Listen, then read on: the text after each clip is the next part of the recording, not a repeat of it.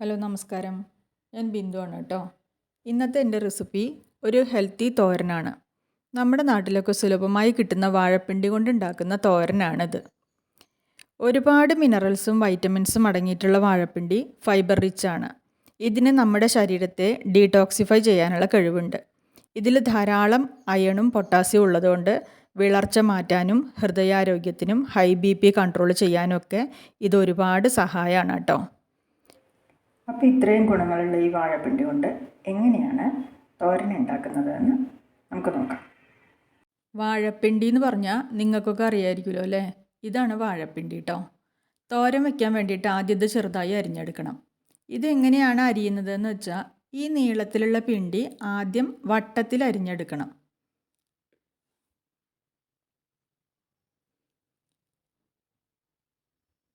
പിന്നീട് ഇത് അടുക്കിയിട്ട് നീളത്തിൽ അരിയണം.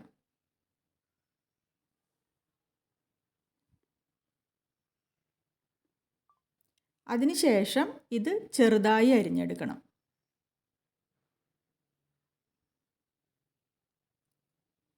ഇങ്ങനെ അരിഞ്ഞെടുക്കുന്ന പിണ്ടി വെള്ളത്തിലിട്ട് വയ്ക്കാൻ ശ്രദ്ധിക്കണം കേട്ടോ. വെള്ളത്തിലിടാതിരുന്നിട്ടുണ്ടെങ്കിൽ ഇതിൻ്റെ കളറൊക്കെ മാറും, പിന്നെ അത് ഉപ്പേരി ഉണ്ടാക്കാൻ പറ്റില്ല. ഇങ്ങനെ എല്ലാ പിണ്ടിയും ഇതുപോലെ തന്നെ നമുക്ക് അരിഞ്ഞെടുക്കാം. അരിഞ്ഞെടുത്തതിന് ശേഷം ഇതിൻ്റെ നാര് കളയാൻ വേണ്ടിയിട്ട് ഒരു പപ്പടക്കുത്തി എടുക്കുക. അതിൻ്റെ മുനയില്ലാത്ത ഭാഗം എടുത്തിട്ട് അതുകൊണ്ട് ഇതിലിങ്ങനെ നന്നായി ചുറ്റിച്ചെടുക്കുക. ഇങ്ങനെ നന്നായി ചുറ്റിച്ചെടുക്കുമ്പോൾ ഇതിൽ നാരിങ്ങനെ പറ്റി പിടിച്ചിരിക്കും. അത് നമുക്ക് കൈകൊണ്ട് നീക്കം ചെയ്യാം. 2-3 വട്ടം ഇതുപോലെ ചുറ്റിച്ചെടുത്താൽ ഒരുവിധം നാരൊക്കെ നമുക്ക് മാറ്റിയെടുക്കാൻ പറ്റും. പിന്നെ ബാക്കി കുറച്ച് നാര് വല്ലതൊക്കെ ഉണ്ടെങ്കിൽ അത് അതിൽ തന്നെ ഇരുന്നോട്ടെ, അതുകൊണ്ട് പ്രത്യേകിച്ച് കുഴപ്പമൊന്നുമില്ല. ഇനി നാര് മുഴുവനും എടുത്തും നീക്കം ചെയ്ത് കഴിഞ്ഞിട്ടുണ്ടെങ്കിൽ ഈ പിണ്ടി നുറുക്കിയത് നമുക്ക് മാറ്റി വയ്ക്കാം. ഇനി ഇതിന് ഒരരപ്പ് തയ്യാറാക്കണം. അതിന് വേണ്ടിയിട്ട് ഒരു മുറി നാളികേരം ചിരകിയെടുത്തിട്ടുണ്ട്, 10-15 ചുവന്നുള്ളി എടുത്തിട്ടുണ്ട്, 4-5 വെളുത്തുള്ളി, ഒരു 4 പച്ചമുളകും. എൻ്റെ കയ്യിൽ നാടൻ പച്ചമുളകാണുള്ളത്, അതിന് അത്യാവശ്യം എരിവുണ്ട്, അതുകൊണ്ട് ഞാൻ 4 എണ്ണമാണ് എടുത്തിരിക്കുന്നത്. നിങ്ങളുടെ കയ്യിൽ കാന്താരി മുളക് ഉണ്ടെങ്കിൽ അതാണ് ഇതിന് ഏറ്റവും നല്ലത് കേട്ടോ. ഇല്ലെങ്കിൽ അവനവൻ്റെ കയ്യിലുള്ള പച്ചമുളക് അവനവൻ്റെ എരിവിനനുസരിച്ച് എടുക്കുക. ഇതിൻ്റെ കൂടെ 1/2 ടീസ്പൂൺ നല്ല ജീരകം, സാദാ ജീരകം, നമ്മൾ എരിശ്ശേരിക്കൊക്കെ അരയ്ക്കുന്ന ജീരകം ഉണ്ടല്ലോ, ആ ജീരകം അരയ്ക്കുക. പെരുംജീരകം അല്ല കേട്ടോ, ചെറിയ ജീരകമാണ്. 1/2 ടീസ്പൂൺ എടുക്കുക. പിന്നെ 1/2 ടീസ്പൂൺ മഞ്ഞൾപ്പൊടി. ഇത്രയും ചേർത്തിട്ട് ഈ നാളികേരം നന്നായിട്ടൊന്ന് ചതച്ചെടുക്കുക. അരഞ്ഞു പോകരുത്, ചതച്ചെടുക്കാനേ പാടുള്ളൂ കേട്ടോ. നാളികേരം ഇതുപോലെ ചതച്ചെടുത്തു കേട്ടോ. ഇനി നമുക്ക് തോരൻ വയ്ക്കാം. തോരൻ വയ്ക്കാൻ വേണ്ടി ചീഞ്ചട്ടി ചൂടാകുമ്പോൾ വെളിച്ചെണ്ണ ഒഴിക്കുക. വെളിച്ചെണ്ണ ചൂടാകുമ്പോൾ കടുകിട്ട് കൊടുക്കും. ഇനി ഉണക്കമുളകും കറിവേപ്പിലയും.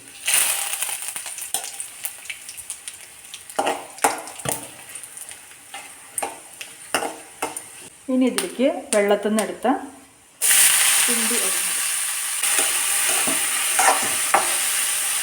ഇതിലേക്ക് ആവശ്യത്തിന് ഉപ്പിട്ട് കൊടുക്കാം. ഇനി ഇത് കുറച്ച് സമയം എണ്ണയിൽ ഇങ്ങനെ വഴറ്റിയെടുക്കാം. 3-4 മിനിറ്റ് ഇങ്ങനെ ഒന്ന് വഴറ്റി കൊടുക്കാം കേട്ടോ. 3-4 മിനിറ്റ് വഴറ്റിയതിന് ശേഷം ഇത് സ്റ്റൗ ലോ ഫ്ലെയിമിലിട്ടിട്ട് അടച്ചു വെച്ച് വേവിക്കാം.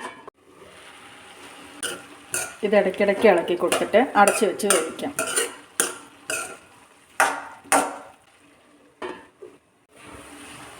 ഇതിപ്പോൾ ഏകദേശം 10 മിനിറ്റ് നമ്മൾ വേവിച്ചെടുത്തു.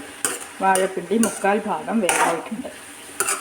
ഈ സമയത്ത് ഇതിലേക്ക് അരപ്പ് ചേർത്ത് കൊടുക്കും. ഇതിങ്ങനെ തന്നെ വെച്ചിട്ട് ലോ ഫ്ലെയിമിൽ കുറച്ച് സമയം വേവിക്കാം. 2 മിനിറ്റ് നമ്മൾ അടച്ചു വെച്ച് വേവിച്ചു. ഇനി ഇത് നന്നായിട്ട് ഇളക്കി മിക്സ് ചെയ്യാം. ഈ വാഴപ്പിണ്ടിയിലേക്ക് ഈ അരപ്പ് നന്നായിട്ട് പിടിക്കണം.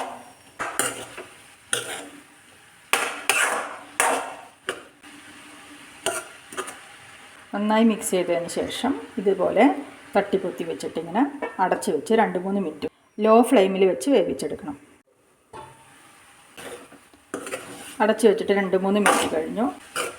ഇത് തുറന്ന് വെച്ച് ഇങ്ങനെ ഇളക്കി കൊടുത്തുകൊണ്ട് വെള്ളം വറ്റിച്ചെടുക്കാം. വെള്ളം വറ്റിച്ചെടുക്കാൻ വേണ്ടിയിട്ട് ഇങ്ങനെ പരത്തിയിടാം. ഇത് ലോ ഫ്ലെയിമിൽ വെച്ചിട്ട് ഇടയ്ക്കിടയ്ക്ക് ഇങ്ങനെ ഇളക്കിയിട്ട് കൊടുക്കണം. എന്നാൽ വെള്ളം മുഴുവനും വറ്റി കിട്ടണം. അപ്പോഴേ ഈ തോരന് നല്ല ടേസ്റ്റ് ഉണ്ടാവുള്ളൂ കേട്ടോ. ലോ ഫ്ലെയിമിലിട്ടിട്ട് ഇങ്ങനെ പരത്തിയിട്ടിട്ട് ഇത്